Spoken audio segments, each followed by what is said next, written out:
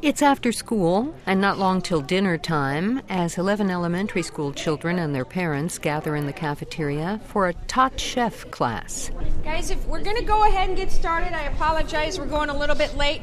My name is Carrie Beagle. I'm the food service director here at Cloverleaf. Who here, out of all the kiddos here, who knows what that means? You're in charge of all the food? Yes. And I got to tell you, it's the best job in the world. The idea of a cooking class for parents and kids hit Beagle as she stood behind a young father in a checkout line. He was buying prepackaged foods, just not foods that were good for you. And I could tell he was a single dad and he was trying to do the best that he can.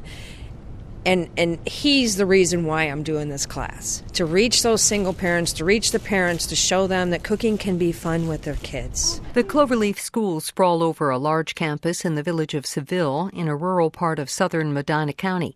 The new elementary school building opened last year with 1,200 pupils and a new approach to school lunch, giving kids more healthy options. The second and third graders are well acquainted with Chef Carrie and her lunch ladies and pretty excited about the class. It's a lot of fun, and you're going to learn a lot, but I have to tell you, you also have to clean up your messes. And obey the rules. The first rule that I have in the kitchen is, yes, Miss Etherington, no what? Monkeys. No monkeys. What does that mean? Jennifer? No being silly. No being silly, no jumping, there's no climbing on things because we don't want you to get hurt, okay? Children grab crayons and get to work decorating their chef's hats while Chef Carrie instructs their parents. Okay, what we're going to do is I have these aprons here.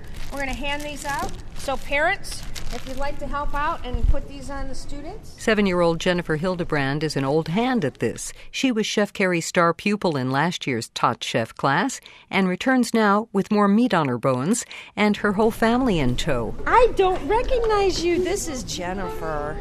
This is my Jennifer. How are you? Excellent. Jasmine is Jennifer's little sister. How old are you? 5. What is your very favorite thing to eat? Rolls. Rolls. Bread rolls. Bread rolls. With lots of butter. Trouble is, that's about all Jasmine wants to eat. The girls' grandparents have had custody for 2 years. Kathy Shimko used to worry about both granddaughters. Jennifer was a picky eater, too, but that was before last year's Tot Chef class. But after cooking, she would eat what she cooked, and now she tries things. And I used Mrs. Beagle would be very proud if you tried this. And she goes, okay. And she likes it.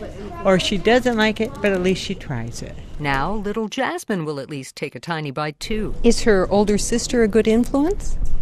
She's pretty good. She'll say, try it, Jasmine, try it, and you can go to cooking school with me. So that's how we got it here. All right, we're going to look this way. Chef Carrie takes the kids, parents, and grandparents on a tour. This here is a hand washing sink, okay? Who knows the rules of hand washing?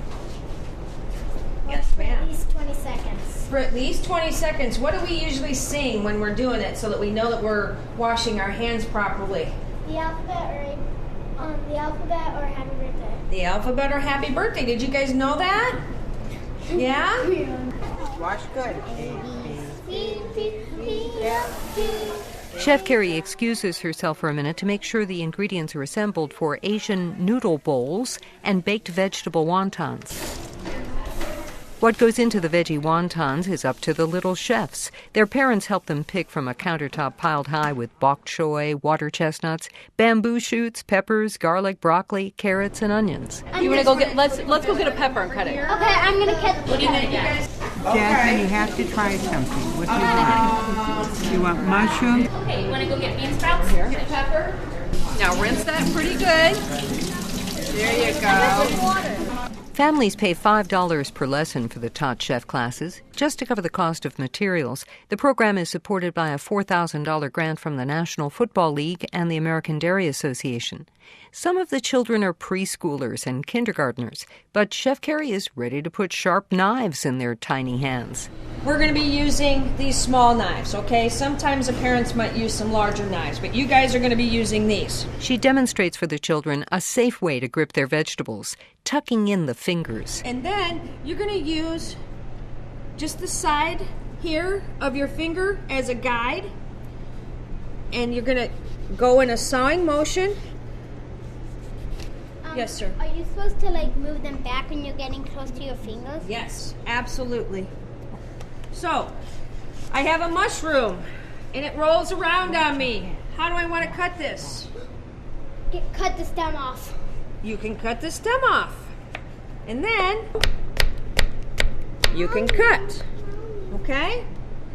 Any questions? The parents and grandparents learn a lot, too, about nutrition, about how best to eat out with their kids, and how to read labels.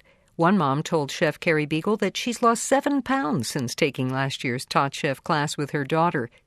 But all the parents and grandparents say the biggest benefit of the class is spending time with the kids. Did you have an experience in your own family that showed you that this is a good thing? Wow. My parents, my grandparents, I learned how to cook from my grandmother and my mother. Sorry. It's a time in my life that I cherish very much, and I like to pass that on. The payoff for the chef comes almost every day at school. They see me in the hallway and they say, Chef Carrie, guess what? I learned how to eat Chinese food. And these are students that didn't eat anything other than chicken nuggets and pizza. It's fabulous. It's great to watch. Chef Carrie Beagle has her family support, too, for the Tot Chef class. Executive Chef Greg Beagle, her husband, helps teach it along with other local chef volunteers. And that's this week's Quick Bite. Next week, we look into the future of organic farming. I'm Vivian Goodman, 89.7 WKSU.